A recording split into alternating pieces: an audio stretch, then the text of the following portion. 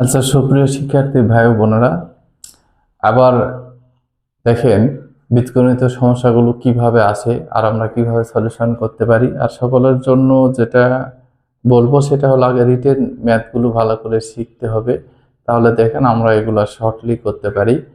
তো এখন একটা ম্যাথ নিয়ে আসলাম যে এক্স ডিভাইডেড ওয়াই এর সাথে কত যোগ করলে যোগফল ওয়াই বাই এক্স হবে। বেসিক্যালি যেগুলো পড়াচ্ছি এগুলো একবারে বেসিক কনসেপ্ট থেকে শেখানো হচ্ছে, যেটা যে কোনো বই আপনারা প্র্যাকটিস করলে এই ম্যাথগুলো পাবেন, তখন সহজভাবে করতে পারবেন। আর বিশেষত যারা ম্যাথমেটিক্সে একটু বেশি দুর্বল তাদের জন্য এই পদক্ষেপগুলো নেওয়া হয়েছে, আপনারা ফ্রিলি ক্লাসগুলো করতে পারবেন। তো দেখেন এখন যে ম্যাথটা আমরা পেলাম এক্স ডিভাইডেড ওয়াই এর সাথে কত যোগ করলে যোগফল ওয়াই বাই এক্স হবে। খুব ইন্টারেস্টিং একটা প্রশ্ন, খুব রোমান্টিক ম্যাথ। এখন মজার ব্যাপার হলো যেখানে বলা আছে এক্স ডিভাইডেড ওয়াই এর সাথে কত যোগ করলে যোগফল হবে ওয়াই বাই এক্স। এই যে কত যোগ করলে এটা আমার জানা নেই, কারো জানা নেই। যখন কোনো কিছু জানা না থাকবে তখন আমরা ইচ্ছা মতো কোনো কিছু ধরে নেব। কিভাবে? যেমন মনে করি ওয়াই বাই এক্স এর সাথে এম যোগ করলে ওয়াই বাই হবে এক্স হবে এক্স ডিভাইডেড ওয়াই এর সাথে।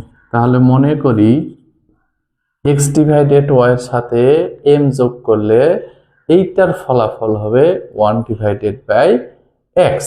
ওকে, ফাইন।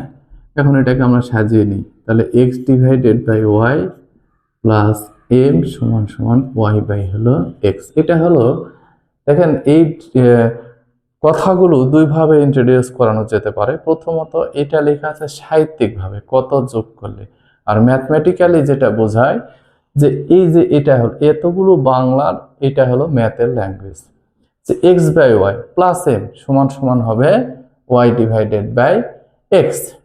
তো ধরুন এখানে এটা ফার্স্ট বন্ধু, এটা হলো সেকেন্ড ফ্রেন্ড। তাহলে এই যে দুইজন বন্ধুর মধ্যে এর ওজন আছে ধরেন যে কত কেজি, 60 কেজি, আর এর ওজন আছে হলো এই যে 50 কেজি।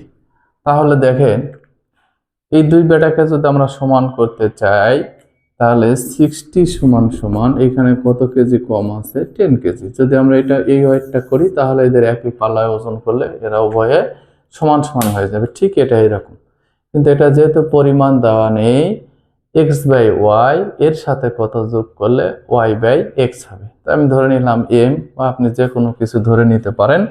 ধরে নেওয়ার পরে এখন আমরা এখানে সুন্দর করে যোগ করে দিলাম X divided Y plus M সমান সমান ওয়াই বাই এক্স।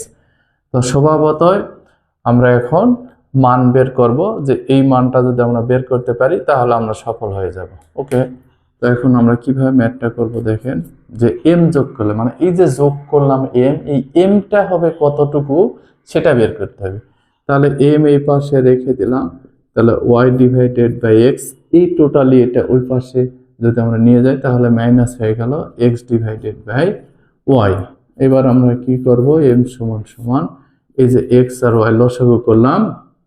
তাহলে লসাগুর নিয়মে কি বলছিলাম গত ক্লাসে, যে এই হরটা দিয়ে এটাকে ভাগ করব। তাহলে এ এক্স আর এক্স কেটে গেল, থাকলো কত ওয়াই। তাহলে এই ওয়াই আর ওয়াই যদি গুণ করি তাহলে হবে ওয়াই স্কোয়ার, মাইনাস এখানে ওয়াই দিয়ে যদি এটাকে ভাগ করি তাহলে ওয়াই ওয়াই কেটে গেল, এক্স আর এক্স গুণ করলে হবে X square. This is the answer. তো এম সমান সমান এই ম্যাথের উত্তর হবে Y square minus X square divided by X Y. আচ্ছা, এটা যদি কখনো একটু ঘুরিয়ে ফিরিয়ে দেওয়া হয় অপশানগুলোতে, এটা যদি থাকে তো উত্তর তো এটা হয়ে গেল। যদি কোনো কারণে এটা না থেকে এই উত্তরটা এরকম হতে পারে, এটাকে মাইনাস কমন নিলে দেখেন X square minus Y square divided by X Y, এইটা অর এইটা। যদি বেশি টেকনিক্যালি দেওয়া হয় তাহলে এই ম্যাথটা এরকম মাইনাসও থাকতে পারে, তবে যদি মাইনাস থাকে তবে অবশ্যই এক্সট্রা আগে আসবে, ওয়াইটা পরে যাবে। তাহলে এই টাইপের যতগুলো ম্যাথ আছে যে কত যোগ করলে বা কত বিয়োগ করলে এই ম্যাথগুলো এরকম হবে, যেমন এর সাথে কত বিয়োগ করলে বিয়োগ ফল এত হবে, তাহলে আমি এম নিতাম, এম নিলে কি হতো বলেন তো, এখানে বিয়োগ করে দিতাম, তাহলে বিয়োগ করে দিয়ে রেজাল্ট বের করতে পারতাম। হয় এটা কি হতে পারে, যোগ হতে পারে অথবা বিয়োগ হতে পারে। তাহলে আমরা এই প্যাটার্নের ম্যাথগুলো সহজে করতে পারবো।